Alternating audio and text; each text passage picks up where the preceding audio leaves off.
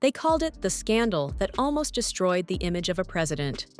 In the early 1970s, Ferdinand Marcos, the most powerful man in the Philippines, risked everything for a Hollywood starlet no one had ever heard of. Her name was Dovie Beams, a B-movie actress from America. What began as a glamorous romance turned into one of the most humiliating political scandals of its time. Because when their love soured, Dovie didn't just walk away. She leaked secret tapes of Marcos himself, tapes so intimate, so shocking, that they humiliated his wife Imelda, embarrassed an entire presidency, and shook a nation on the eve of martial law. And what exactly was on those tapes? Marcos whispering, begging, even singing Filipino love songs to his mistress. This is the forgotten story of the president, the starlet, and the tapes that shook the Philippines. Let's find out more on Empire Elegance. This story begins in 1969, when an American actress named Dovie Beams arrived in Manila. Beams wasn't a Hollywood star. She was a struggling B-movie actress, known for low-budget films and small roles. But to Marcos, she was exotic, glamorous, and above all, a distraction from the carefully crafted image of a family man he sold to the Filipino people. Beams had come to the Philippines for one reason: to star in a government-backed movie called Maharlika. This film was no ordinary project. It was funded under the Marcos administration, and it claimed to dramatize his alleged exploits as a guerrilla leader during World War II. For Marcos, the movie wasn't just entertainment, it was propaganda. It was meant to elevate him into legend, to show him as a war hero who had risked everything for his country. But on the set of Maharlika, something far more scandalous was about to happen. The president of the Philippines fell in love with its leading lady. Soon, whispers spread across Manila society. The president was sneaking away from Malacanang Palace to visit a young American actress. Dovie Beams was reportedly showered with expensive gifts, jewelry, apartments, luxuries most Filipinos could only dream of. Some accounts suggest she was kept in a luxury residence, guarded by men loyal to Marcos, as if she were a secret national treasure.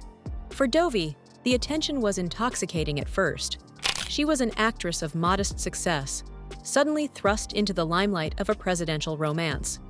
But according to her later interviews, what began as flattery quickly turned into pressure. Marcos was obsessive, controlling, and desperate for her affection. This was not just a politician having an affair. This was a head of state risking everything for desire. And yet, Dovie kept a secret weapon. Unknown to Marcos, she was recording their private moments. What was on those tapes? Not political strategy, not state secrets, but something far stranger. On the recordings, Marcos allegedly sang traditional Filipino love songs, even the famous Ilocano ballad Pamulinawen, directly to Dovie. He whispered his devotion, pleaded for her affection, and exposed the private vulnerability of a man who pretended to be untouchable. Imagine the most powerful man in the Philippines, reduced to a lovesick teenager on tape. The scandal was no longer just about a hidden affair. It became about how far a president could fall when his private weakness was laid bare. And when the relationship soured, those tapes became weapons. In 1970, Dovie Beams left Manila and returned to the United States. There, she shocked the press by holding a conference and revealing her story. She even played snippets of the recordings. Ferdinand Marcos himself, caught in the most intimate, humiliating moments.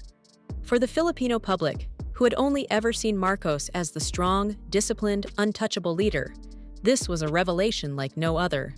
The scandal exploded. Opposition politicians seized on the affair as proof of Marcos's corruption and hypocrisy. Newspapers whispered of the president's secret mistress, and though many Filipinos never heard the tapes directly, the rumors alone were enough to damage his image. But the greatest humiliation wasn't political, it was personal. Imelda Marcos, the First Lady, was furious. Years later, she would acknowledge the affair, but at the time, it was devastating. Her carefully built image of a perfect marriage, a perfect family, was shattered. And the movie Maharlika, which had been designed as Marcos's personal myth-making project, Imelda reportedly ordered it shelved. Finished reels of the film were hidden abroad. The production company shut down. Every image of Dovie Beams on screen became an embarrassment, a reminder of betrayal. For Marcos, the scandal was a turning point.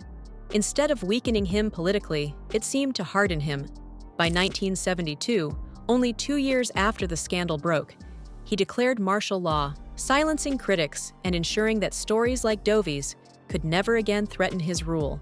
For Dovie Beams, the price of telling her story was steep. Soon after the press conference, she faced harassment and intimidation. She claimed that men followed her, threatened her, and tried to destroy her credibility. Some accounts suggest she was warned never to return to Manila. By 1971, she was effectively forced out of the Philippines. Back in the United States, she gave interviews that kept the scandal alive. But the glamour quickly faded. Instead of becoming a star, she became infamous, forever linked to a foreign dictator, remembered not for her films, but for the tapes she leaked. She tried to continue acting, but Hollywood had little interest in a scandalized starlet. In later years, her name would surface only in retrospectives about the Marcos era, a cautionary tale of a woman who played with power and lost. For Imelda Marcos, the Dovie Beams scandal was not just about infidelity. It was about power. Imelda understood that the presidency was a performance, and the First Lady was half the act. Dovie's presence shattered that illusion. By all accounts, Imelda was humiliated, enraged, and determined to never let another woman threaten her position. Some sources suggest Imelda pushed for Beams' removal from the Philippines. Others say she orchestrated campaigns to silence her. What is certain is that from then on, Imelda doubled down on her image: glamorous, untouchable, and fiercely loyal. She reinvented herself as the steel butterfly, projecting elegance and authority while carefully guarding her position beside her husband. In public, she smiled and performed the role of the devoted wife. In private, the wound from Dovie Beams left a scar that never fully healed. What makes the Dovie Beams scandal unforgettable is not just that a president had an affair, but that he was caught on tape, reduced to a lovesick man begging for affection. In a country where the leader demanded respect, the tapes made him a laughingstock. Opposition figures mocked him. Ordinary Filipinos whispered about him, and his enemies used the scandal to highlight his hypocrisy. But in true Marcos fashion, he turned the humiliation into justification for power. The scandal showed him that critics could weaponize weakness. Martial law silenced them all. And yet, even under martial law, the memory lingered.